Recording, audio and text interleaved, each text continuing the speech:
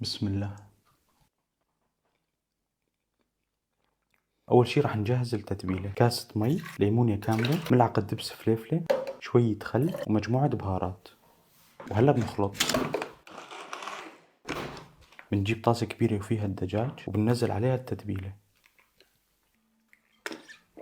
ونخليها بالتتبيلة ساعة كاملة وبعدين بنشويها. هلا بنحضر كريمة توم. بننزل كاستين مي ونص كاسة نشا، نخلطهم مع البارد مع بعض وبعدين بنشعل النار وبنضل نخلط لبين ما يثقل عنا القوام. وهذا هو القوام اللي بدنا اياه. هي وسخنة بننزلها بشي صحن، بنحطها على جنب ونستناها لتبرد. بنجيب طاسة وشغلة مثل هاي، بنزل فيها بيضة، 3 أو 4 أسنان توم، رشة ملح، شوية خل. عندي هون كاسة زيت بنزل نصها وهلا بنضربها بالمكسر.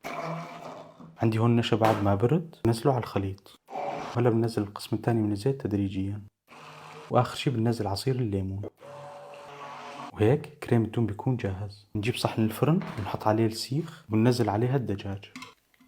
بننزل التتبيلة بالصحن، نوزع كمان شوية ورق غار، ونحطها بالفرن على درجة حرارة 250 من تحت تقريبا 3/4 ساعة. بعد 3/4 ساعة هيك تكون النتيجة. عندي هون ملعقة دبس فليفلة، نزل عليها 5 ملعق زيت زيتون، نخلطهم مع بعض وندهن فيها الدجاج.